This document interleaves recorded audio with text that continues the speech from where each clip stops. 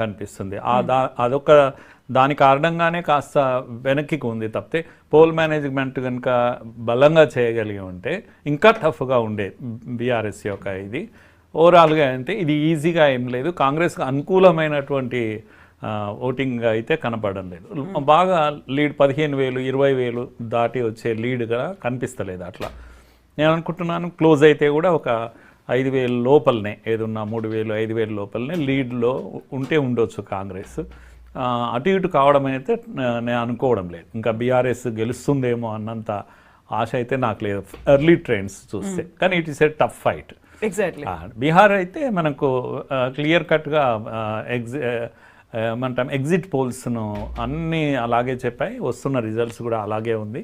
ఇంకా నేను అనుకుంటున్నాను బీహార్ ఎగ్జిట్ పోల్స్ కన్నా ఇంకా ముందుకెళ్ళేసి అంటే బాగా తగ్గొచ్చు ఆర్జేడీ లేకపోతే మహాగఠబంధన్ అనుకున్న దానికన్నా. అంటే 70 వరకు కూడా వెళ్ళిపోవచ్చు, ఇంకా తగ్గొచ్చు, 70-80 లోపలికి వెళ్ళిపోవచ్చు. ఇది పెరిగే అవకాశం ఉంది. అక్కడ ట్రెండింగ్లో పర్టికులర్గా ఓటింగ్ అక్కడ ఎంత అత్యధికంగా జరిగిందో మన దగ్గర అంత లోయెస్ట్ ఓటింగ్. అంటే మోటివేషన్ తర్వాత అంత హైయెస్ట్ పోల్ పర్టికులర్గా ఉమెన్ ఓటింగ్ చాలా చాలా పెద్ద ఎత్తున 70% దాటిపోయింది. అంటే మోటివేటెడ్ ఓటర్ ఎలా ఉంటాడో బీహార్లో చూస్తాం మనం, డిమోటివేటెడ్ ఓటర్ ఎట్లా ఉంటాడో జూబ్లీ హిల్స్లో చూస్తాం. Voter is not at all motivated.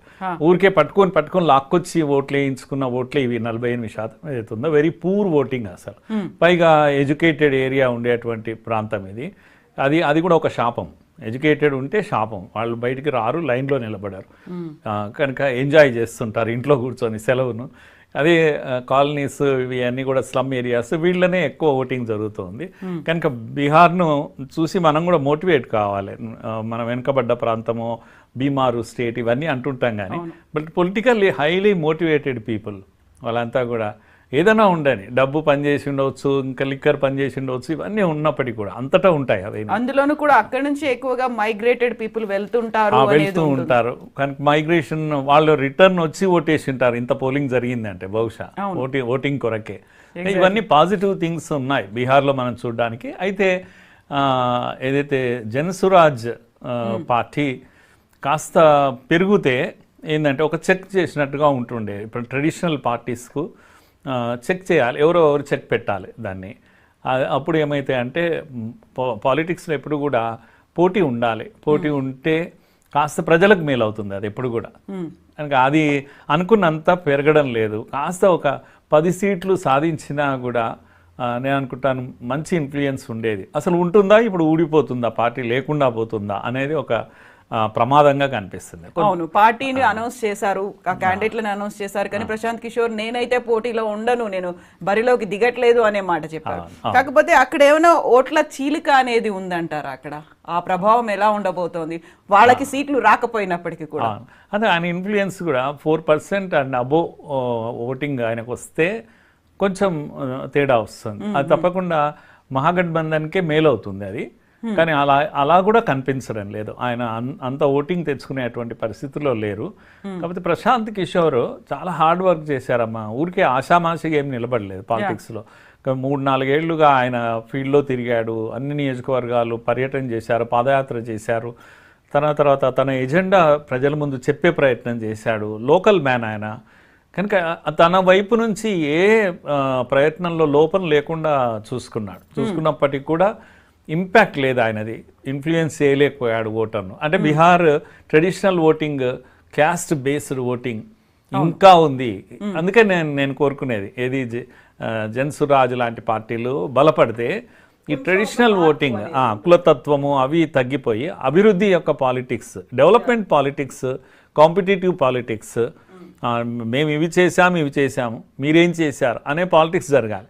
కనుక మాకు ముస్లిం ఓటు ఎంత ఉంది, బీసీ ఓటు ఎంత ఉంది, ఈ చర్చ ఆగిపోవాలి అసలు ఎక్కడో దగ్గర.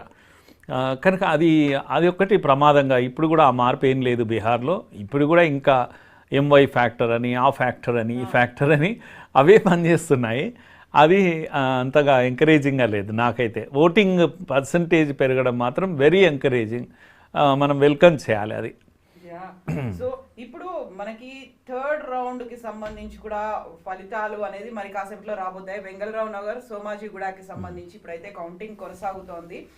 రెండవ రౌండ్ లో కంప్లీట్ అయ్యేసరికి 1082 ఓట్ల ఆధిక్యం అనేది ఉంది. సో పర్టికులర్ గా మనం జూబ్లీ హిల్స్ గురించి మాట్లాడుకుంటే మీరు చెప్పినట్టుగా ఓటర్లలో నిరాసక్తత లేదు, అంత డిమోటివేటెడ్ గా ఉన్నారు అనుకున్నప్పటికీ ఓటేసినటువంటి 48% వాళ్ళు ఎటువైపు ఉన్నారు అనేది.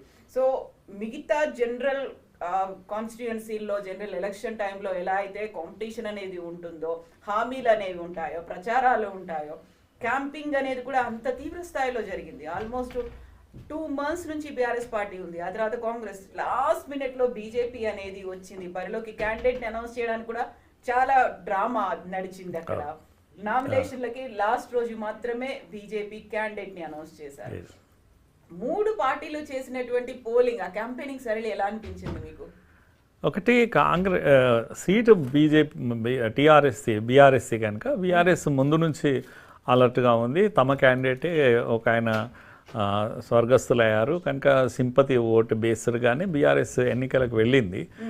కాకపోతే హైదరాబాద్లో ఉన్నంతలో బీఆర్ఎస్కు మంచి పేరే ఉంది. రాష్ట్రం అంతా లేకపోయినా హైదరాబాద్లో డెవలప్మెంట్ విషయంలో బీఆర్ఎస్ కానీ లేకపోతే కేటీఆర్ గారు కానీ కొద్దిగా మంచి పేరు ఉంది. దాని ఆధారంగానే పోయినట్టుగా మనకు కనిపిస్తుంది. కాకపోతే కాంగ్రెస్ యొక్క పొలిటికల్ జిమ్మిక్స్ ఏవైతే ఉంటాయో అవి చాలా పర్ఫెక్ట్గా పనిచేశాయి. ముఖ్యంగా ఓట్ బ్యాంక్ పాలిటిక్స్లో ముస్లిం ఓట్ను ప్లీజ్ చేయడంలో సక్సెస్ అయ్యారు వాళ్ళు బాగా. నేను చెప్పినట్టు ఇంత మొదలు అజరుద్దీన్ విషయంలో కానీ ఇంకా అదర్వైజ్ ఎంఐఎంను తమ చేతిలో పెట్టుకోవడం కానీ ఇవన్నిట్లో కూడా వారు సక్సెస్ అయ్యారు. పెద్ద ఓట్ బ్యాంకును దాని ఆధారంగానే ఎన్నికలకు అయ్యారు. ఎంత మాట అన్నాడు రేవంత్ రెడ్డి అంటే కాంగ్రెస్ అంటే ముస్లిం అంటే కాంగ్రెస్ అన్నంత పెద్ద స్టేట్మెంట్స్ ఇచ్చేశారు కనుక నేషన్ వైడ్గా వైబ్రేషన్స్ ఉన్నాయి. దాని మీద డిబేట్ జరుగుతాం. అంటే తెగింపు అంటాం, మామూలుగా అనకూడదు కానీ బరి తెగింపు. ఇది అవసరం లేదు ఒక సెక్షన్ ఓట్లు, నాకు ఈ సెక్షన్ ఉంటే చాలు అన్నంత కామెంట్ ఒక ముఖ్యమంత్రి నోటి నుంచి రావడం అనేది ఈ ఎన్నికల్లో చాలా పెద్ద స్టేట్మెంట్. అది మనం అంటే తెగించి చేసినటువంటి స్టేట్మెంట్. దాంతో బీజేపీ కూడా యాక్టివ్ అయిపోయి ఈ యొక్క పోలరైజేషన్ కొరకు కొంత ఎఫర్ట్ చేసింది. హిందూ ఓట్ను పోలరైజ్ చేయడంలో ప్రయత్నం చేసింది కానీ ముందు నుంచి వెనుకబడ్డది కనుక చివరి వరకు కూడా వెనుకబడ్డది. రేస్ స్టార్టింగ్లోనే లైన్లో లేరు, మెల్లగా వచ్చారు, మెల్లగా వస్తూ ఉన్నారు. అందుకని పెద్ద డివైడ్ చేయలేకపోయింది. బీజేపీ ఎంత డివైడ్ చేస్తుంది అనే దాని మీదనే బీఆర్ఎస్ ఎన్నికలు ఉంటాయి కనుక బీఆర్ఎస్ ఈరోజు వెనుకబడ్డదంటే బీజేపీ ఇంపాక్ట్ ఏం లేదు. అక్కడ ఉండింటే చాలా బాగుండేది. కానీ మేనేజ్మెంట్లో మాత్రం కాంగ్రెస్ సంహౌ సక్సెస్ అయింది. చక్కటి మేనేజ్మెంట్ చేసింది. అందరిని అన్ని శక్తులను పోల్ మేనేజ్మెంట్ బాగా చేసింది. తర్వాత తమ క్యాడర్ను కూడా దించింది. ఎన్నో గ్రూప్స్ ఉన్నాయి కాంగ్రెస్లో, అందరికి బయటికి కూడా కనబడుతుంటాయి. అవన్నీ బయటికి కనబడకుండా చేయగలిగారు, మేనేజ్ చేశారు రేవంత్ రెడ్డి. ఎందుకంటే దాన్ని ఏమంటాం మన తెలంగాణ భాషలో ఇజ్జత్ కా సవాల్ కనుక ఆయన ప్రిస్టేజ్ కదా, ఆ ప్రిస్టేజ్ కోసం ఎన్ని చేయాలో అన్నీ చేశారు. సంభవం తక్కువ మెజార్టీతో గెలుపు వైపు వెళ్తున్నట్టు కనిపిస్తుంది. ఎక్కువ మెజార్టీ కాదు కానీ అది సగం ఓటమి కిందనే లెక్క అవుతుంది గెలిచినా కూడా ఒకవేళ. సో 10 రౌండ్లు, ఒక్కో రౌండ్కి 40 నిమిషాల సమయం పడుతుంది. 2 రౌండ్లు అయిపోయాయి. పోస్టల్ బ్యాలెట్ లో చాలా చాలా తక్కువ ఉన్నాయి కాబట్టి 101 ఓట్లే. సో అప్పటికి థర్డ్ రౌండ్ కూడా అయింది. మాక్సిమం 2 o'clock వరకు వస్తుంది అనుకున్నారు కానీ ఈ లోపే వచ్చే ఛాన్సెస్ అయితే ఉన్నాయి కదా.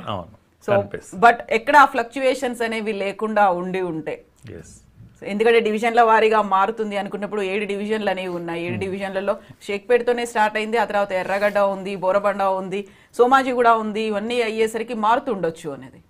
మారుతుండొచ్చు అమ్మా, అంటే డివిజన్స్లో కూడా తేడా ఉంది కనుక చెప్పలేము. ఇప్పుడు ఉదాహరణకు ఆంధ్ర ఓట్స్ ఉన్నాయి. ఆంధ్ర ఓట్స్ ప్యాటర్న్ వేరుగా ఉండొచ్చు. ఏ వైపు వెళ్తున్నారు ఇంకా బయటికి కనపడలేదు. మరి రేవంత్ రెడ్డి చంద్రబాబుతో మేనేజ్ చేసుకుంటాడు కూడా కనుక లేదు అని అంటే బీఆర్ఎస్కే వన్ సైడ్ ఉంటాయి. ఏదన్నా వన్ సైడ్ వస్తాయి కనుక అది కొద్దిగా చేంజ్ వచ్చే అవకాశం ఉంటుంది. ఒకవేళ కాంగ్రెస్ వైపు వస్తే మాత్రం లీడ్ బాగా పెరగవచ్చు. టీఆర్ఎస్ మేనేజ్ చేయగలిగితే పోటీలో ఉంటారు, బలమైన పోటీలో ఉంటారు కనుక ఇప్పుడు ఈ ఒక్క షేక్పేట వీటి ఒక్కదాంతో మనం నిర్ణయం చేయలేము. ఇంకా 2-3 డివిజన్స్ మనకు వస్తే కానీ చేంజ్ ఎట్లా వస్తుంది అనేది మనం అంచనా వేయవచ్చు. సో ఇప్పుడు ప్రస్తుతానికి మనం బీహార్ని చూస్తే బీహార్ ఆల్మోస్ట్ 130 స్థానాలకు పైగా ముందంజలో ఉంది అని. బీహార్ ఎన్నికల కౌంటింగ్ అనేది కూడా ఈరోజు ఉదయం ప్రారంభమైంది. సో మ్యాజిక్ ఫిగర్ 122ను ఎన్డీఏ అయితే దాటింది. దాంట్లోనూ 154 స్థానాల్లో ఎన్డీఏ ఆధిక్యంలో ఉంది. మహాగఠబంధన్ 75 స్థానాల్లో ఉంది.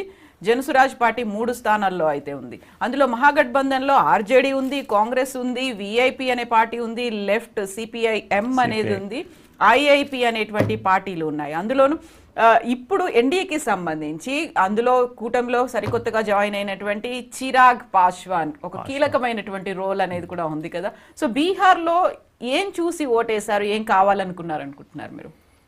బీహార్లో